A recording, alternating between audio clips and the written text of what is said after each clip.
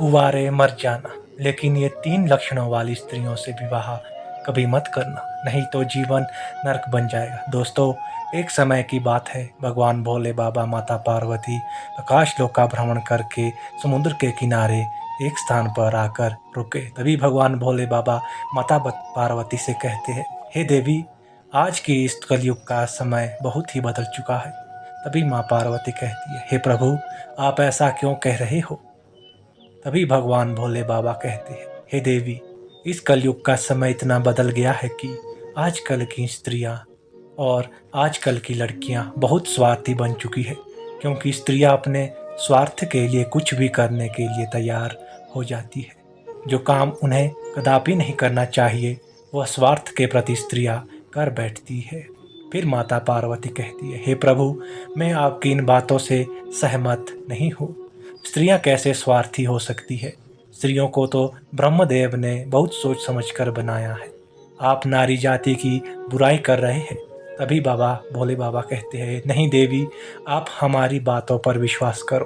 तब माँ पार्वती कहती है, नहीं स्वामी, मैं आपकी इन बातों पर विश्वास नहीं कर सकती। फिर आगे भगवान भोले बाबा कहते हैं कि ठीक है देवी, यदि आपको ऐसे विश्वास नहीं हो रहा तो मैं आपको एक प्राचीन कथा की एक सच्ची घटना सुनाता हूँ, जिसे सुनने के साथ साथ तुमको यह विश्वास हो जाएगा कि आज के कलयुग में कुछ कुछ स्त्रियां स्वार्थी बन चुकी है और अपने स्वार्थ के लिए कितने गलत गलत काम करने के लिए तैयार हो जाती है। दोस्तों, तभी माता पार्वती कहती है, ठीक है स्वामी, हमें पहले आप वो कथा सुनाइए और सिद्ध करके बताइए कि आज के कलयुग में नारी जाति स्वार्थी है या नहीं है, उल्टा है या चरित्रहीन नहीं है। भोले बाबा कहते हैं, ठीक है देवी, हम आपको कथा सुनाते हैं और जो भी मनुष्य इस कथा को ध्यान और मन लगाकर सुनता है, वह भी जान जाता है कि वो कौन सी 3 स्त्रियां हैं जिसे मनुष्य को सावधानी बरतनी चाहिए और ऐसी स्त्रियों के जाल में कभी नहीं फंसना चाहिए तथा ऐसी 3 स्त्रियों से विवाह कभी नहीं करना चाहिए।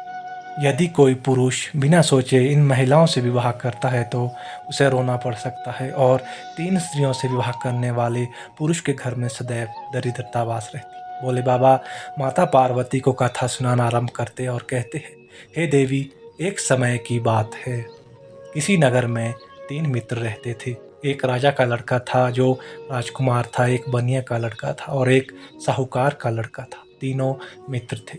तीनों में बहुत गहरी मित्रता थी, क्योंकि वो तीनों साथ साथ ही पढ़े और साथ साथ ही बड़े हुए थे।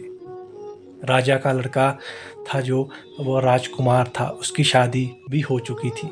एक दिन की बात है, तीनों दोस्त राजा के फल के बगीचे में टहल रहे थे तो राजकुमार जो राजा का लड़का था, वह अपने मित्रों से कहता है, भाई, कल चलते हैं और अपनी पत्नी को उसके मायके से बुला कर ले आते हैं, क्योंकि बहुत दिन हो चुके हैं और हमें अपनी पत्नी की बहुत याद आ रही है। इसीलिए कल ससुराल में चलते हैं और तुम दोनों हमारे साथ चलोगे और हम अपनी पत्नी को बुलाएंगे। तब उन दोस्तों ने कहा, जो साहूकार का लड़का था और बनिया का लड़का था, हाँ, इन दोनों ने बोला, भाई, तुम तो अपने ससुराल में पहुंच जाओगे और ससुराल में ससुर जी के महल में आराम करोगे, लेकिन हम कहाँ जाएंगे? तब वो राजकुमार कहता है, भाई, तुम दोनों को ही कुटिया देख लेना और एक रात की तो बात है, कहीं कुटिया में काट लेना और सुबह मैं अपनी पत्नी को लेकर आ जाऊंगा और आराम से सभी घर के लिए निकल जाएंगे मित्रों। फिर आगे भगवान भोले बाबा माता पार्वती से कहते हैं, हे देवी, राजकुमार की बात को सुनकर दोनों दोस्त, जो साहूकार का लड़का था और बनिया का लड़का था, वो सहमत हो जाते हैं। लेकिन बनिया का लड़का जो था वो बहुत ही चालाक और चतुर था और जो राजा का लड़का राजकुमार और साहूकार का बेटा बिल्कुल भोला और नादान था। दोनों दोस्त जब सहमत हो गए तो दूसरा दिन होता है और दोनों दोस्त अपने दोस्त राजकुमार के साथ से वहाँ के लिए चल पड़ते हैं। तीनों को चलते चलते 2 दिन बीत जाते हैं और जब 2 दिन बाद में राजकुमार अपने ससुराल के पास में पहुँच जाता है, उस नगर के पास में जब वह पहुँचता है तो राजकुमार अपने दोनों दोस्तों से कहता है, अरे भाई, यहाँ पर कोई कुटिया देख लेना और रात उसी कुटिया में काट लेना और मैं ससुराल जाता हूँ, सुबह जल्दी आ जाऊंगा। राजकुमार इतना कहने के बाद अपने ससुराल के लिए चला जाता है और इधर साहूकार का लड़का और बनिया का लड़का कुटिया की तलाश में निकल जाते हैं। ढूंढते ढूंढते उनको एक नदी के किनारे दो अति सुंदर कुटिया दिखाई देती है। फिर जब वो दोनों कुटिया के पास जाते हैं तो उन्होंने देखा कि यहाँ खाने पीने की भी व्यवस्था सही और रुकने की भी व्यवस्था सही नज़र आ रही है और यहीं पर नदी भी है। इस नदी का पानी भी बहुत ही साफ सुथरा है, इसमें स्नान करने में मज़ा ही आ जाएगा। जब दोनों उस कुटिया के पास गए तो उन्होंने एक बुढ़िया को देखा।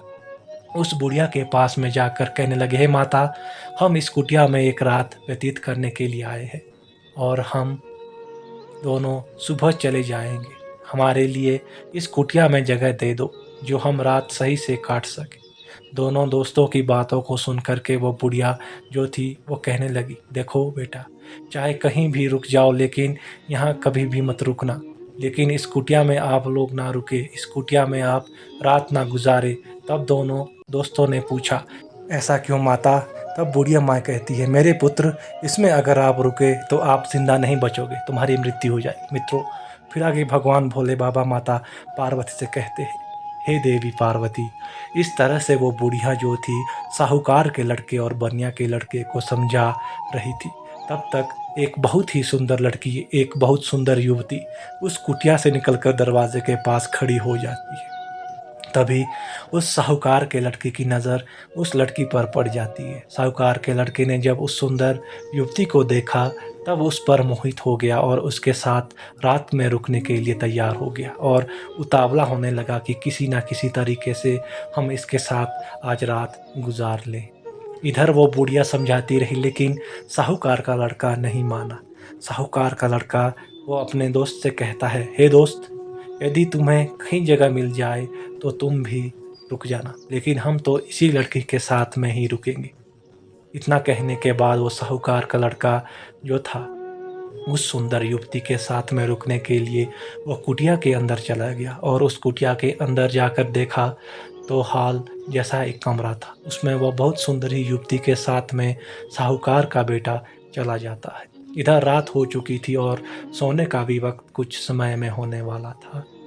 उधर साहूकार का लड़का उस सुंदर युवती के साथ में कुटिया के अंदर चला गया, लेकिन बनिया का लड़का बाहर ही रह गया, जो बहुत ही चालाक था, वो चतुर था और समझदार भी था।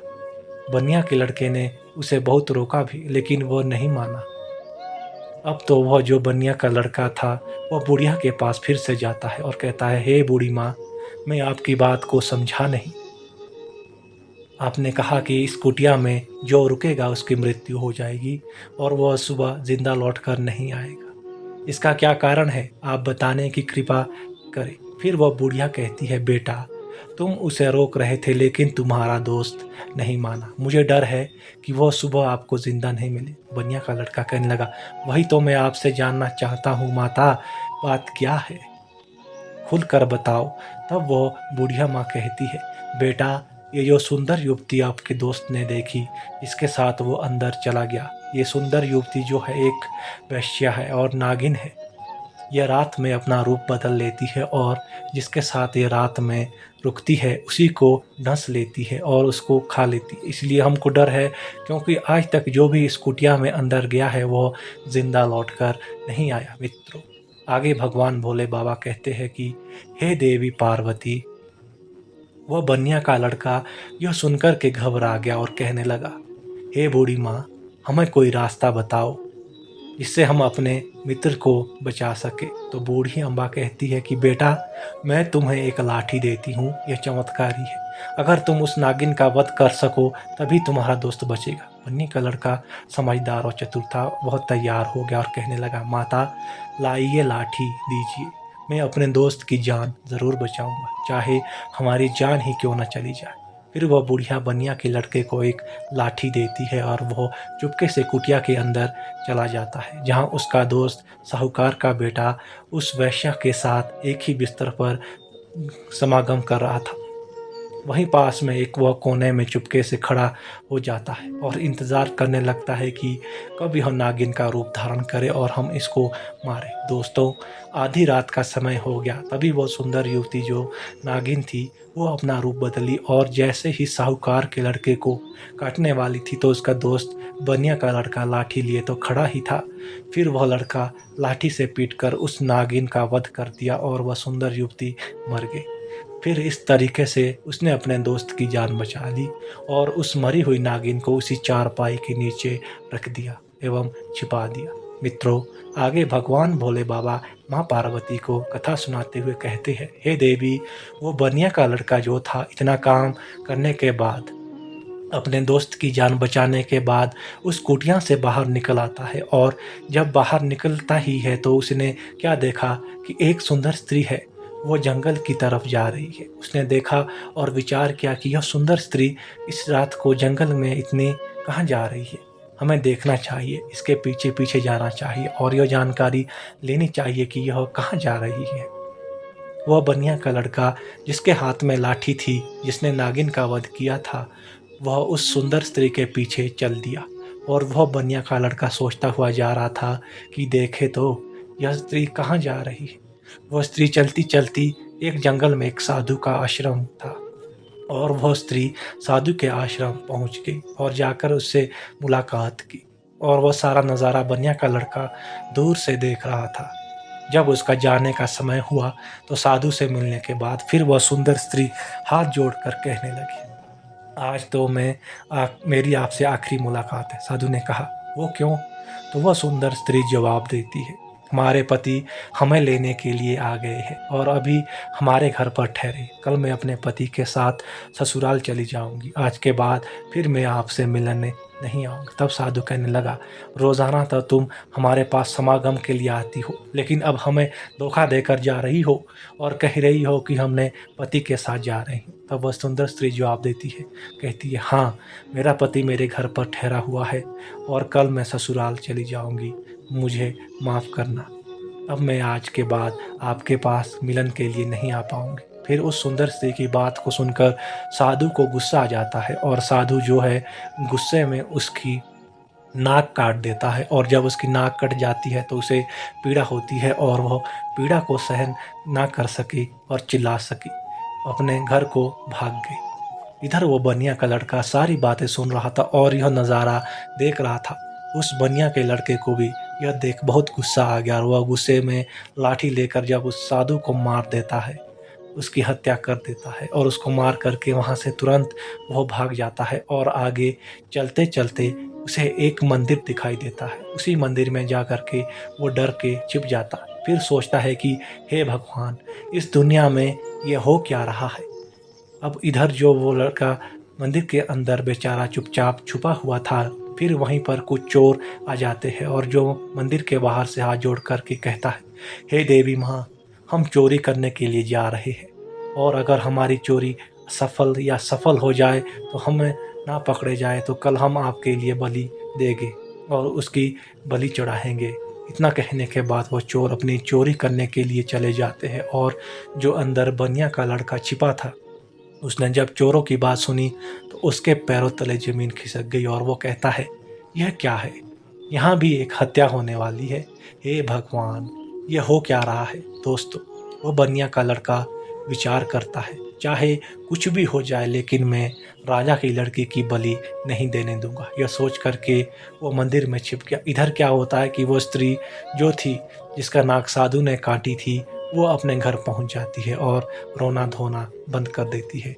बाकी पीड़ा तो सता ही रही थी। उसने विचार किया, अगर सुबह लोग हमें देखेंगे तो पता नहीं हमारे बारे में क्या कहेंगे, हमें शर्म से अपना सर झुकाना पड़ेगा। क्यों ना हम अपने पति को फंसा दे और यह कह दे कि हमारे पति ने ही हमारी नाक काट दी।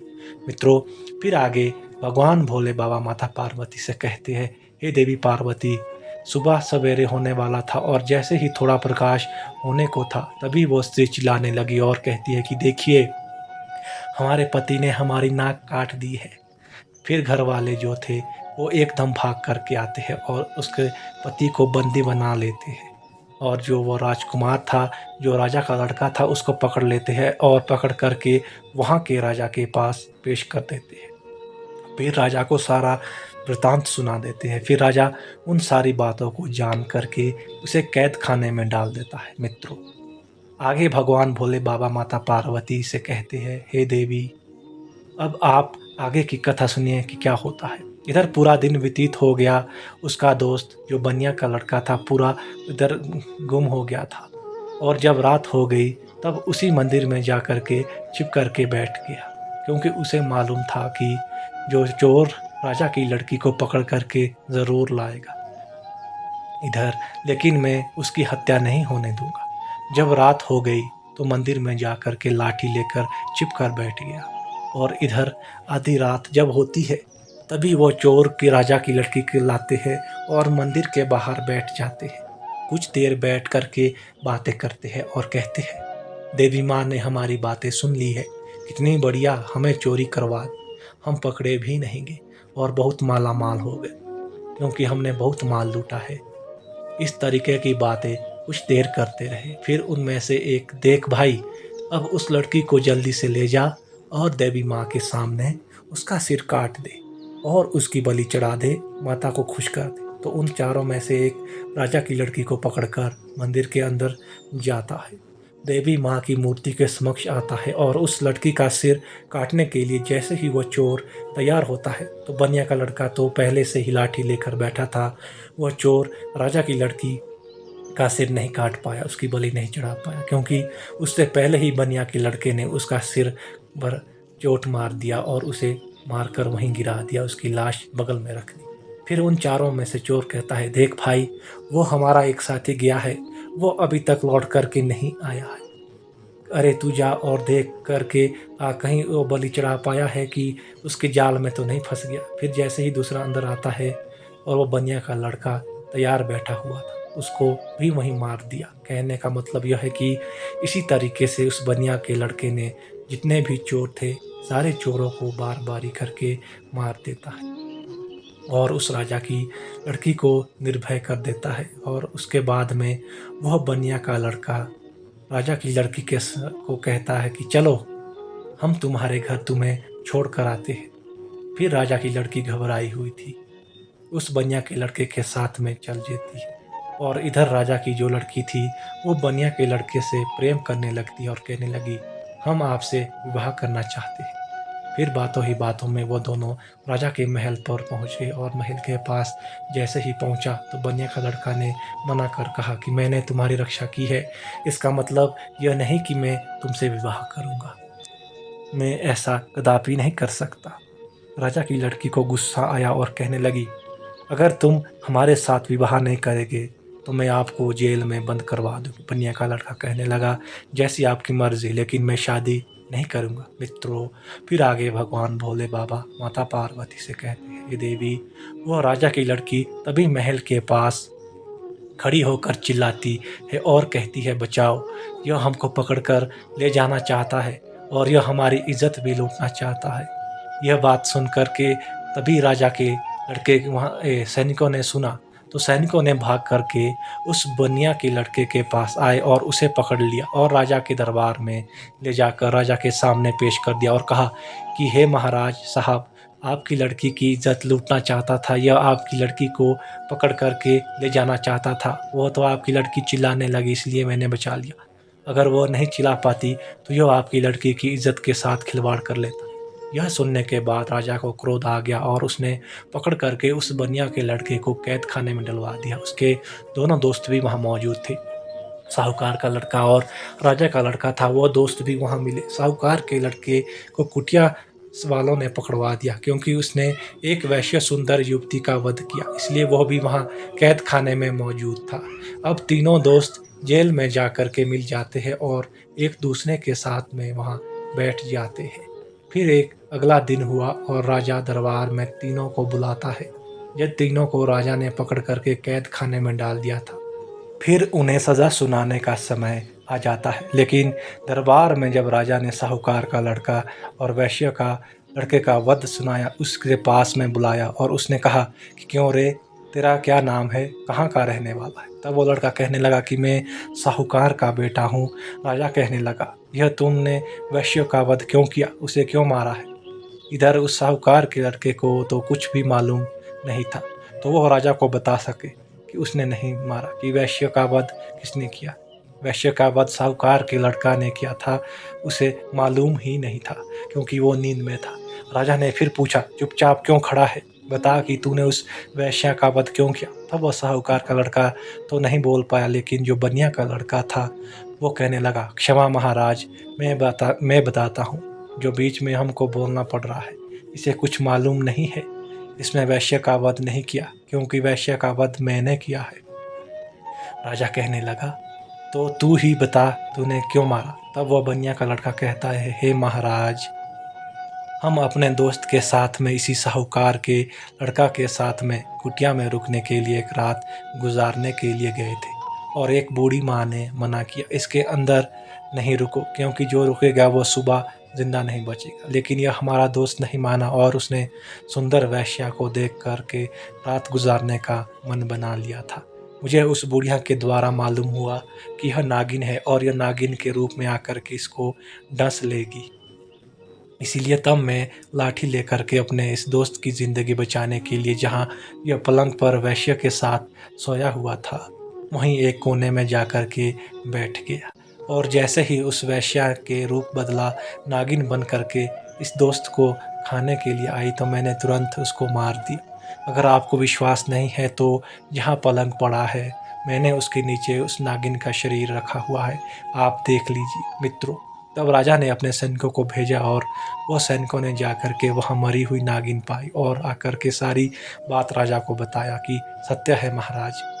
फिर राजा प्रसन्न हो गया और कहने लगा, ठीक है, तूने दोस्ती का फर्ज निभाया है, जो अपने दोस्त की ज़िंदगी बचाई है। फिर राजा साहूकार के लड़के को छोड़ देता है। उसके बाद में राजा वो राजकुमार के बारे में बताता है, कि जो राजकुमार उसको अपने पास बुलाता है और पूछता है कि अब तू बता कि तूने अपनी पत्नी का नाक क्यों काटा है। अब दोस्तों, उसको भी नहीं मालूम था कि नाक किसने काटा है। अब वह भी चुपचाप खड़ा था। राजा ने फिर दोबारा पूछा कि बोल, क्यों नहीं रहा है कि तूने अपनी पत्नी का नाक क्यों काटा। तब फिर वह बनिया का लड़का फिर से हाथ जोड़कर कहने लगा कि हे महाराज, क्षमा करें, इसको भी कोई कुछ मालूम नहीं है, इसने अपनी पत्नी की नाक नहीं काटी है। नाक किसने काटी है, वो सारा वृतांत मैं आपको सुनाता हूँ। तब उस बनिया के लड़के ने राजा को बताया कि वो लड़की साधु से प्रेम करती थी, रात में साधु से मिलने के लिए गई थी, मैं भी उसके पीछे पीछे गया। फिर एक लड़की ने उस साधु कहा कि कल से तुमने मिलने के लिए नहीं आऊँगी, मेरा पति मुझे लेने के लिए आया है। यह सुन करके उस साधु ने उसकी नाक काट दी, और फिर उसने आकर के अपने पति को फंसा दिया है। उसने गलत किया है। राजा कहने लगा, मैं तेरी बात पर विश्वास कैसे करूं।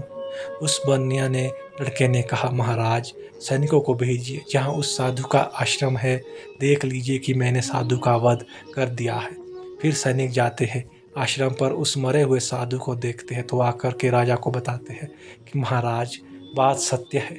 मित्रों, फिर वह राजा उस राजकुमार को भी छोड़ देता है, वह भी बच जाता है।